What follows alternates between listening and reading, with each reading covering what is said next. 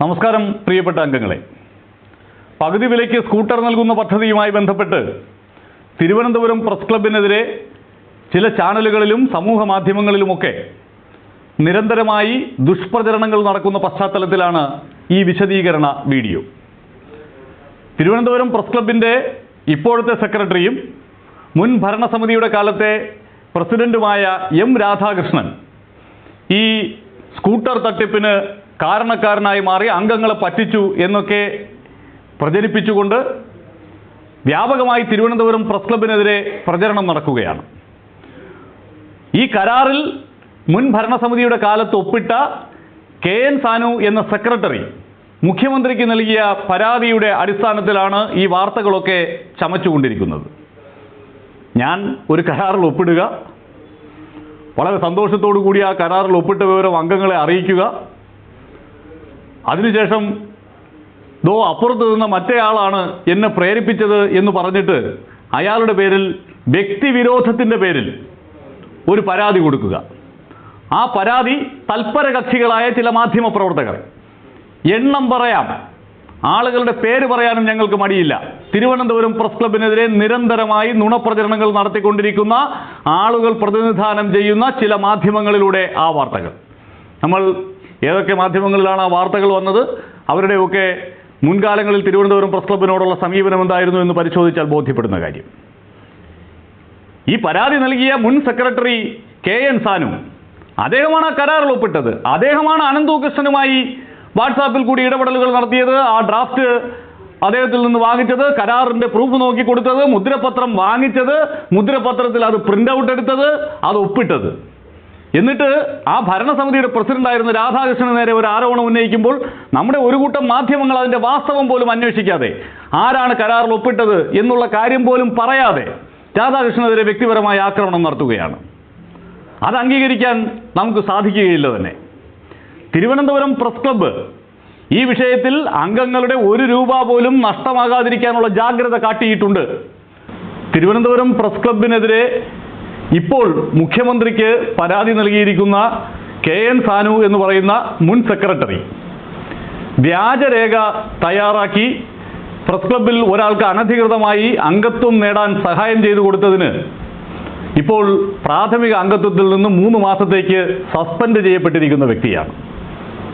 അദ്ദേഹം ചെയ്ത വലിയ കുറ്റകൃത്യത്തെക്കുറിച്ച് അദ്ദേഹത്തിൽ നിന്ന് വിശദീകരണം നേടാൻ മാനേജിംഗ് കമ്മിറ്റിയിലേക്ക് വിളിച്ചു വരുത്തിയപ്പോൾ ആ മാനേജിംഗ് കമ്മിറ്റിയിൽ അശ്ലീല ആംഗ്യം കാട്ടി, വനിതകളടക്കമുള്ള മാനേജിംഗ് കമ്മിറ്റി അംഗങ്ങൾ ഉൾപ്പെടുന്ന യോഗത്തിൽ അശ്ലീല ആംഗ്യം കാട്ടുകയും തെറിയഭിഷേകം നടത്തുകയും ചെയ്ത ഒരാൾ, അങ്ങനെ പ്രാഥമിക അംഗത്വത്തിൽ ഇപ്പോൾ ഇല്ലാത്ത ഒരാൾ, മുൻ പ്രസിഡന്റ് ആണ് ഈ സ്കൂട്ടർ പദ്ധതിയൊക്കെ ഇവിടെ നടപ്പിലാക്കിയത് എന്ന നിലയിൽ ഒരു ദുരാരോപണവുമായി രംഗത്തെത്തി. അദ്ദേഹം ചില ചാനലുകളിൽ കൂടിയൊക്കെ അത്തരമൊരു ആരോപണം ഉന്നയിച്ചു. യഥാർത്ഥത്തിൽ ഈ സ്കൂട്ടർ പദ്ധതിയുമായി ബന്ധപ്പെട്ടുള്ള കരാർ 2024 മാർച്ച് 20 ഒപ്പിട്ടത് ഈ പറയുന്ന മുൻ സെക്രട്ടറി KN സാനുവാണ്. അതുമായി ബന്ധപ്പെട്ടുള്ള കരാർ രേഖകൾ മുഴുവൻ ഈ അനന്തകൃഷ്ണൻ എന്നയാൾ അയച്ചു കൊടുത്തത് പ്രസ് ക്ലബിൻ്റെ സെക്രട്ടറി ആയിരുന്ന KN സാനുവിനാണ്. KN സാനുവാണ് ആ രേഖകൾ പരിശോധിച്ച് മുദ്രപത്രത്തിൽ അതിൻ്റെ പ്രിൻ്റ് ഔട്ട് എടുത്ത് അത് ഒരു ചടങ്ങിൽ വെച്ച് അനന്തകൃഷ്ണനും KN സാനുവും ഒപ്പിട്ട് പരസ്പരം കൈമാറിയത്. അവിടെ എങ്ങനെയാണ് പ്രസ് ക്ലബിൻ്റെ ഇപ്പോഴത്തെ സെക്രട്ടറി ആയിരിക്കുന്ന അന്നത്തെ പ്രസിഡന്റ് ആയിരിക്കുന്ന രാധാകൃഷ്ണന്റെ താല്പര്യമുണ്ടാകുന്നത്? ഇനി രാധാകൃഷ്ണൻ എന്തെങ്കിലും താല്പര്യമുണ്ടായി, രാധാകൃഷ്ണൻ ഈ സാനുവിനോട് ഇത് ഒപ്പിടണം എന്ന് പറഞ്ഞാൽ അങ്ങനെ ഒപ്പിടാനുള്ള ഒരാളാണോ പ്രസ് ക്ലബിൻ്റെ സെക്രട്ടറി പദവിയിൽ ഇരിക്കേണ്ടത്? അദ്ദേഹത്തിന് ഒപ്പിടാൻ കഴിയില്ലെങ്കിൽ, ഇതിനകത്ത് എന്തെങ്കിലും പ്രശ്നമുണ്ടെന്ന് കണ്ടാൽ, രാധാകൃഷ്ണന്റെ സ്വാർത്ഥത ഇതിനകത്തുണ്ട് എന്ന് കണ്ടാൽ, ആ നിമിഷം നട്ടെല്ല് നിവർത്തി നിന്ന് എനിക്കിതിനകത്ത് ഒപ്പിടാൻ കഴിയില്ല എന്ന് പറയേണ്ടിയിരുന്ന ആളല്ലേ? അതല്ലേ നമ്മൾ ഈ സാധാരണ ഒരു മാധ്യമ പ്രവർത്തകർ എന്നൊക്കെ പറഞ്ഞാൽ അല്പം ചങ്കൂറ്റം ഒക്കെ ഉള്ള ആൾ എന്നുള്ള പ്രതീക്ഷ വച്ചു പുലർത്തുന്നതാണല്ലോ. ആ നിലയ്ക്ക് ഏതെങ്കിലും തരത്തിലുള്ള സ്വാർത്ഥതയും നിർബന്ധവും അതിനകത്ത് ഉണ്ടായിട്ടുണ്ട് എന്ന് ബോധ്യപ്പെട്ടാൽ ഞാൻ ഇതിൽ ഒപ്പിടില്ല, വേണമെങ്കിൽ നിങ്ങൾ ഒപ്പിട്ട് കൊടുത്തോ എന്ന് പറഞ്ഞല്ലേ ആ കാര്യത്തിൽ നിലപാട് സ്വീകരിക്കേണ്ടത്. അതിനു പകരം ഈ അനന്തകൃഷ്ണനുമായി നിരന്തരം വാട്സാപ്പിൽ കൂടിയൊക്കെ ഇടപെടലുകൾ നടത്തി അദ്ദേഹത്തിൽ നിന്ന് ഡോക്യുമെന്റുകൾ വാങ്ങി ആ ഡോക്യുമെന്റുകൾ പരിശോധിച്ച് പ്രൂഫ് നോക്കി കൊടുത്തു. പ്രൂഫ് നോക്കി കൊടുത്തതിന് ശേഷം അത് മുദ്രപത്രത്തിൽ പ്രിന്റ് ഔട്ട് എടുത്തു, എന്നിട്ട് അതിൻ്റെയും പ്രൂഫ് നോക്കി കൊടുത്തു. മനസ്സിലാക്കേണ്ട കാര്യം, ഈ ഘട്ടത്തിലൊന്നും കെ എൻ സാനു ഈ രേഖകളിൽ ഉള്ളത് എന്ത്, അല്ലെങ്കിൽ ഈ ഡ്രാഫ്റ്റിൽ ഉള്ളത് എന്ത് എന്നുള്ള കാര്യം മാനേജിംഗ് കമ്മിറ്റി അംഗങ്ങളെ പോലും അറിയിച്ചിരുന്നില്ല. ഏറ്റവും ഒടുവിൽ പുറത്തു നിന്നുള്ള ചില ആളുകൾ എന്തുകൊണ്ട് മാനേജിംഗ് കമ്മിറ്റി അംഗങ്ങളെ അറിയിച്ചില്ല എന്ന് ചോദിച്ചപ്പോഴാണ് മാനേജിംഗ് കമ്മിറ്റി ഗ്രൂപ്പിൽ ഈ മുദ്രപത്രത്തിൽ തയ്യാറാക്കിയ പിറ്റേന്ന് ഒപ്പിടാൻ പോകുന്ന ആ ഡ്രാഫ്റ്റ് അദ്ദേഹം ഇടാൻ പോലും തയ്യാറായത്. ഇതാണ് സംഭവം. അപ്പോൾ ഈ പദ്ധതി തുടക്കത്തിൽ ഞാനത് ഉദ്ഘാടനം ചെയ്തതിനെതിരായിരുന്നു എന്നൊക്കെയാണ് അദ്ദേഹം മറ്റൊരു അവകാശവാദം ഉന്നയിക്കുന്നത്.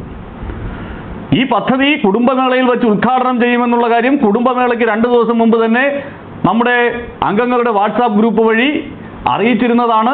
അന്ന് ഈ സെക്രട്ടറി ഏതെങ്കിലും തരത്തിൽ അതങ്ങനെ ഒന്നൊരു സംഭവം നടക്കാൻ പോകുന്നില്ല എന്നുള്ള കാര്യം പറഞ്ഞതായി അറിയില്ല. ഇനിയുമുണ്ട്. ഞാൻ സ്വാഗതം പറഞ്ഞ ഉടനെ ഇറങ്ങിപ്പോയി എന്നാണ് അദ്ദേഹം പറയുന്നത്. സ്വാഗതം പറഞ്ഞതിന് ശേഷം അദ്ദേഹം അവിടെ ഉണ്ടായിരുന്നു. ആ വേദിയിൽ അദ്ദേഹം ഇരിക്കുന്ന ദൃശ്യങ്ങളാണ് നമ്മൾ ഈ കാണുന്നത്. സ്വാഗതം പറഞ്ഞതിന് ശേഷം സന്തോഷവാനാണ്. ഒരു അതൃപ്തിയും അദ്ദേഹത്തിൻ്റെ മുഖത്ത് കാണാനില്ല. ഇനി ഈ പരിപാടി അന്ന് കോമ്പയർ ചെയ്തുകൊണ്ടിരുന്നത് അന്നത്തെ കുടുംബമേളയുടെ കൺവീനർ കൂടിയായ ഞാനായിരുന്നു. എനിക്ക് അവിടെ നടക്കുന്ന പരിപാടിയുടെ പ്രോഗ്രാം ലിസ്റ്റ് കൈമാറിയത് ഈ പരിപാടി ആരംഭിക്കുന്നതിന് തൊട്ട് മുമ്പ് സെക്രട്ടറി ആയിരുന്ന ശ്രീ കെ എൻ സാനുവാണ്. ഈ പറയുന്ന അനന്തകൃഷ്ണന്റെയും ആനന്ദകുമാറിന്റെയും ഒക്കെ ഡെസിഗ്നേഷൻ അടക്കമുള്ള കാര്യങ്ങൾ പറഞ്ഞു തന്നത് അദ്ദേഹമാണ്. അത് നമുക്ക് ഈ ദൃശ്യങ്ങളിൽ കാണാം. അപ്പോൾ ആ ലിസ്റ്റ് തന്നത് അദ്ദേഹം. ഈ പരിപാടി ഉണ്ട് എന്ന് എനിക്കറിയില്ലായിരുന്നു എന്നൊക്കെയാണ് അദ്ദേഹം അവകാശപ്പെടുന്നത്. നമ്മൾ ഈ സാധാരണഗതിയിൽ പറയുന്നത് പോലെ ഉളുപ്പില്ലായ്മയ്ക്കും ഒരു പരിധിയൊക്കെ ഉണ്ട്. ശരിക്കു പറഞ്ഞാൽ ചങ്കൂറ്റത്തോടുകൂടി ഞാൻ ഈ പദ്ധതിയെ എതിർത്തയാളാണ് എന്ന് ശ്രീ കെ എൻ സാനുവിന് പറയാൻ സാധിക്കണമായിരുന്നുവെങ്കിൽ അദ്ദേഹം അന്ന് ഈ പദ്ധതി നടപ്പിലാക്കുന്ന വേളയിൽ, കരാർ ഒപ്പിടുന്ന വേളയിൽ എനിക്കത് ഒപ്പിടാൻ കഴിയില്ല എന്ന പ്രസ്താവന ഇറക്കണമായിരുന്നു. അദ്ദേഹം കരാർ ഒപ്പിട്ടു. ആ കരാർ രേഖകളെല്ലാം പരിശോധിച്ച് അംഗീകരിച്ചത് അദ്ദേഹം. അതിനുശേഷം കരാർ ഒപ്പിട്ടതിന് ശേഷം അതിൻ്റെ ചിത്രങ്ങളും വീഡിയോകളും അടക്കം അതിൻ്റെ വാർത്ത, കരാർ ഒപ്പിട്ട വിവരം ബഹുമാനപ്പെട്ട അംഗങ്ങളെ അറിയിച്ചത് കെ എൻ സാനു. നിഷേധിക്കാൻ സാധിക്കുമോ? ഏതെങ്കിലുമൊക്കെ സ്വാധീനമുള്ള ചാനലുകളിൽ ചെന്നിരുന്ന് ഈ പ്രസ് ക്ലബിനെതിരെ പ്രവർത്തിച്ചുകൊണ്ടിരിക്കുന്ന ആളുകൾ, അത് ഭാഗമായിട്ടുള്ള ചില മാധ്യമങ്ങളിൽ ചെന്നിരുന്ന് വായിൽ തോന്നുന്നത് വിളിച്ചു പറഞ്ഞ് പ്രസ് ക്ലബിനെ അപമാനിക്കാൻ ശ്രമിച്ചാൽ കർശനമായ നിയമ നടപടികൾ നേരിടേണ്ടി വരും എന്നാണ് ഞങ്ങൾക്ക് ഇക്കാര്യത്തിൽ പറയാനുള്ളത്. കാരണം തിരുവനന്തപുരം പ്രസ് ക്ലബിനെ സംബന്ധിച്ചിടത്തോളം അംഗങ്ങൾക്ക് ഗുണകരമാകും എന്ന് തോന്നിയ ഒരു പദ്ധതിയിലാണ് ഞങ്ങൾ കാലെടുത്തു വച്ചത്. പക്ഷേ ആ പദ്ധതി അത്രമേൽ സുഖകരമായ രീതിയിലല്ല പോകുന്നത് എന്ന് ആ പദ്ധതിയിലേക്ക് ഞങ്ങൾ നയിച്ച ശ്രീ ആനന്ദകുമാർ തന്നെ വ്യക്തമാക്കിയപ്പോൾ അതിൽ നിന്ന് പിന്മാറാൻ തീരുമാനിക്കുകയും ചെയ്തു. ഒരംഗത്തിനും പൈസ നഷ്ടപ്പെടുന്ന സാഹചര്യം ഈ പദ്ധതിയുമായി ബന്ധപ്പെട്ടുണ്ടായിട്ടില്ല. ഒരംഗത്തിനെ പോലും ഈ നാഷണൽ NGO കോൺഫെഡറേഷൻ്റെയോ അനന്തുവിൻ്റെ ഏതെങ്കിലും സ്ഥാപനത്തിൻ്റെയോ ഏതെങ്കിലും ഒരു കടലാസിൽ ഞങ്ങൾ രജിസ്റ്റർ ചെയ്യിപ്പിച്ചിട്ടില്ല. ഒരംഗം പോലും ഈ പദ്ധതിയുടെ ഭാഗമായി ഒരു ഫോമിലും തങ്ങളുടെ കയ്യൊപ്പ് ചാർത്തിയിട്ടില്ല. 1 രൂപ പോലും നഷ്ടപ്പെട്ടിട്ടില്ല. ഒരുപക്ഷെ ലോക ചരിത്രത്തിൽ തന്നെ ആദ്യമായിട്ടായിരിക്കും ഒരു തട്ടിപ്പിൽ കുടുങ്ങാത്തതിൻ്റെ പേരിൽ, അതിനകത്ത് ജാഗ്രത കാട്ടിയതിൻ്റെ പേരിൽ ഒരു സ്ഥാപനവും അതിൻ്റെ ഭാരവാഹികളും പൊതുമധ്യത്തിൽ ഇത്രയേറെ അപമാനിക്കപ്പെടുന്നത്, ഇത്ര വലിയ ആരോപണങ്ങൾ കേൾക്കേണ്ടി വരുന്നത്. അതിനൊക്കെ കാരണക്കാരനായത് ഈ കരാറിന് ഒപ്പ് ചാർത്തി കൊടുത്ത ആളാണ് എന്നുള്ളത് ഖേദകരമായ മറ്റൊരു കാര്യം. പിന്നെ വ്യാജരേഖയൊക്കെ ചമയ്ക്കുന്ന ആളുകളിൽ നിന്ന് നമ്മൾ ഇതൊക്കെ പ്രതീക്ഷിച്ചാൽ മതി എന്നുള്ള ആശ്വാസം മാത്രമാണ് ഞങ്ങളെ സംബന്ധിച്ചിടത്തോളം ഉള്ളത്. അനന്തകൃഷ്ണനിൽ നിന്ന് ഒരു സഹായവും തിരുവനന്തപുരം പ്രസ് ക്ലബ്ബ് തേടിയിട്ടില്ല. തിരുവനന്തപുരം പ്രസ് ക്ലബ്ബിന് 1 രൂപയെങ്കിലും അനന്തകൃഷ്ണൻ സംഭാവനയായി നൽകിയിട്ടുണ്ട് എന്നുള്ളത് ഏത് വിധേന വേണമെങ്കിലും തെളിയിക്കാം. തിരുവനന്തപുരം പ്രസ് ക്ലബ്ബ് അക്കാര്യത്തിൽ കേരള പോലീസിനോട് പൂർണ്ണമായി സഹകരിക്കാൻ തയ്യാറാണ്. പക്ഷേ തിരുവനന്തപുരം പ്രസ് ക്ലബ്ബിനെതിരെ ഈ അനന്തകൃഷ്ണനിൽ നിന്ന് പണം വാങ്ങി എന്ന് സോഷ്യൽ മീഡിയയിലൊക്കെ ആരോപണം ഉന്നയിക്കുന്ന ആളുകൾക്ക് അത് തെളിയിക്കാനുള്ള ബാധ്യതയുണ്ട്. അത് തെളിയിക്കുന്നതിന് വേണ്ടി പോലീസിൽ ഏത് തരത്തിലുള്ള തെളിവുകൾ നിങ്ങൾ ഹാജരാക്കിയാലും അതിനെ ഞങ്ങൾ സ്വാഗതം ചെയ്യുന്നു. പക്ഷേ അത് തെളിയിക്കണം. തെളിയിച്ചില്ലെങ്കിൽ നിയമപരമായി അതിനെ നേരിടാൻ കൂടി നിങ്ങൾ തയ്യാറാവുക. അംഗങ്ങളുടെ നല്ലതിനു വേണ്ടി എന്ന ലക്ഷ്യത്തോടു കൂടി നടപ്പിലാക്കിയ ഒരു പദ്ധതി ശരിയല്ല എന്ന് കണ്ട് ആ പദ്ധതിയിൽ അംഗങ്ങളെ ചേർക്കാതിരിക്കുകയും അംഗങ്ങളുടെ പണം നഷ്ടപ്പെടാതിരിക്കുകയും ചെയ്ത ജാഗ്രതയ്ക്ക് ഞങ്ങളെ അഭിനന്ദിച്ചില്ലെങ്കിലും കുഴപ്പമില്ല. പക്ഷേ ഇമാതിരി നുണകൾ പറഞ്ഞ് തിരുവനന്തപുരം പ്രസ് ക്ലബ്ബ് പോലൊരു മഹത്തായ പ്രസ്ഥാനത്തെ പൊതുമധ്യത്തിൽ തകർക്കാനുള്ള ശ്രമങ്ങൾ തുടർന്നാൽ കർശനമായും നിയമ നടപടികളുമായി ഞങ്ങൾ മുന്നോട്ട് പോകും എന്നുള്ള കാര്യം ആവർത്തിച്ച് വ്യക്തമാക്കുകയാണ്.